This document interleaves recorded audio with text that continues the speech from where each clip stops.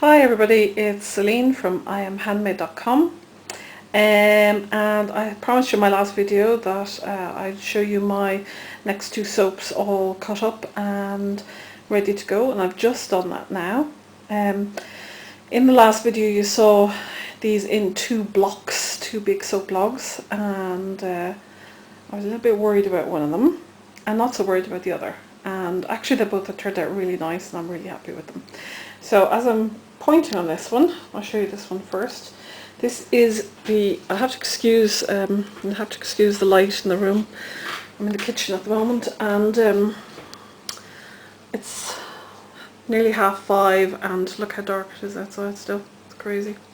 Anyway, so we're under sort of spotlight, so it's not the best light, but what can you do in the middle of winter, I suppose. Anyway, so this is Cherry Blossom. Now it actually looks slightly peachy colour there, but actually the colour is pink with green and white, and I was basically trying to get the idea of a cherry blossom tree with the pink flowers, white petals as well, and the green leaves. I really like that. I think it's really nice, it's simple.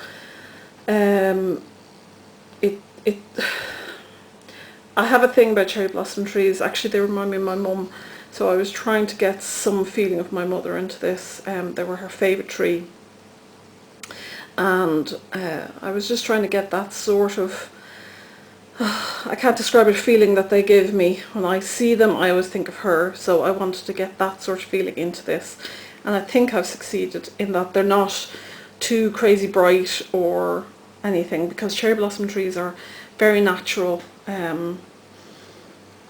just such beautiful trees. And again, like my mum wasn't one to wear magnificently bright colours or anything like that, so basically I was trying to get that natural, more natural look, but in my sort of style, if that makes sense. Does that make sense? Anyway, I'm just showing you the tops here, which obviously I've added glitter to, because you know me, I can't avoid that. And I'll just show you the front of one of them.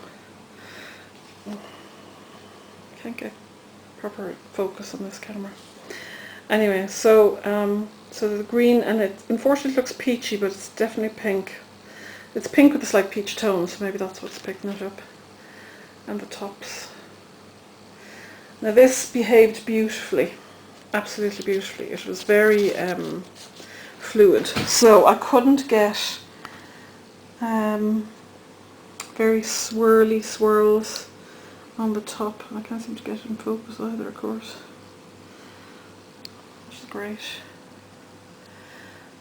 My little samples there, which I love, actually really like when they're cut. I think they show off the pattern so well. My little tiny soap ball that's left over.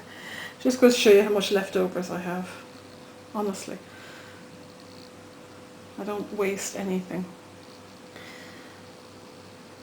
And they're the tops, they're just beautiful. More samples. The fragrance is, it's actually quite perfumey.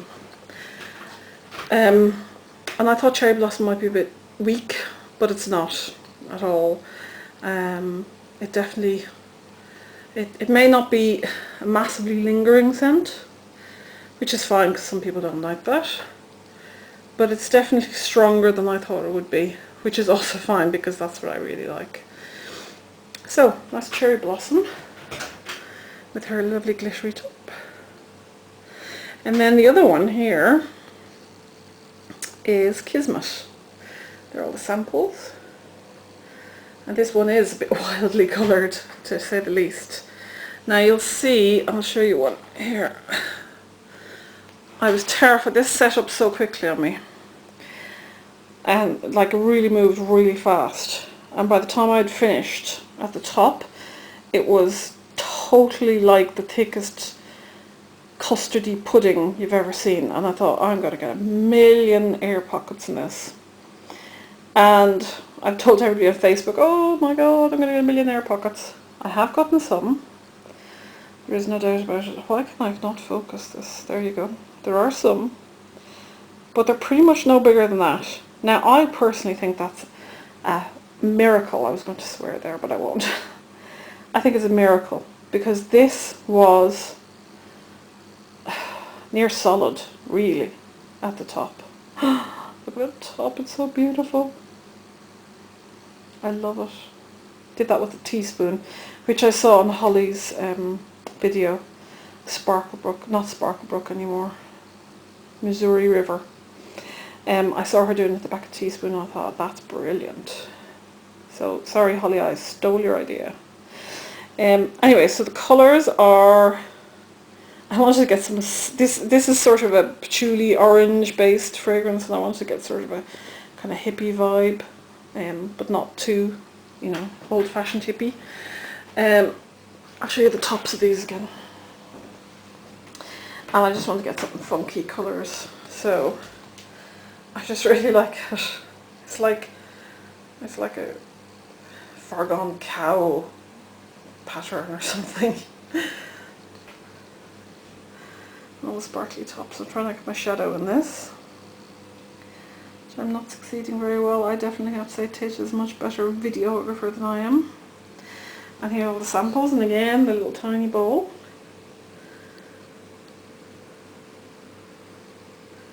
Maybe I moved too quickly, is that what it is? I just really love this. I'm going to pick up another one just at random.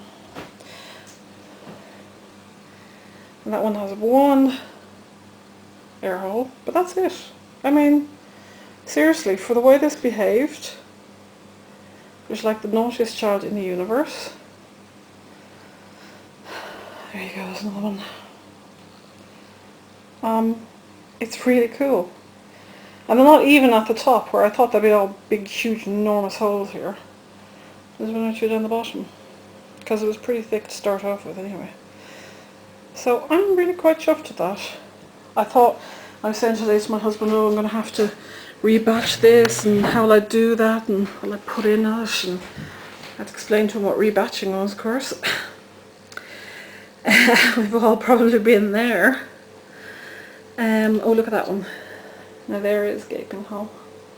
I'll show you that one. That's probably the biggest one there is. Oh, there you go. So this poor puppy is, she was the most unlucky. But again, it's a pretty decent bar. I mean, really. And those, they're air holes. It helps the soap breathe. That's what it is. It's a design feature. Another on that side. I'm holding that close up, so it's not that actually that huge. If I hold it a bit away from myself, it's not that big. So, you know, for something that was quite so badly set up, I'm thinking that's pretty damn good. And I'm not going to do anything with these. These are just going to be as they are, because they're pretty perfect. I did want the orange to be a bit more orange. I used a new colour, a liquid one, and oh, it wasn't the orange I was looking for.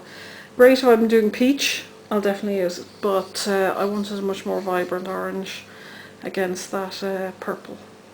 But again, it's really nice. Can't complain. Sorry, my finger in the way. I cannot complain about this because it's just really pretty anyway. You know, I mean, I think we soap makers are our own worst enemies sometimes. We have this picture in our head of how the things are going to look like. And we think, okay, we have to do that. And then, you know, for whatever reason, temperatures or the way the fragrance behaves, or you're trying out a new recipe or something, and it doesn't do what you want it to do in your head. And then you think, oh my God, it's a failure. And it isn't a failure. There's no failures in soaps, bar, you know, ones that are just full of lie and are dangerous. But as long as they're safe to use, there are no failures. Yes, they may not be what you want,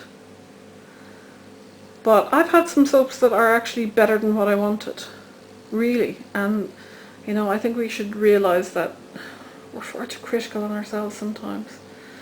Really far too tough. Part of the whole creative spirit and nature is maybe going with the flow a bit more than we do. With creativity, you just can't, you can't prescribe it. You can't say, oh, this is what I want to be, and that's that. It is what it is. And in my opinion, soap is a sort of a living thing. Not actually, but and it just takes on a life of its own.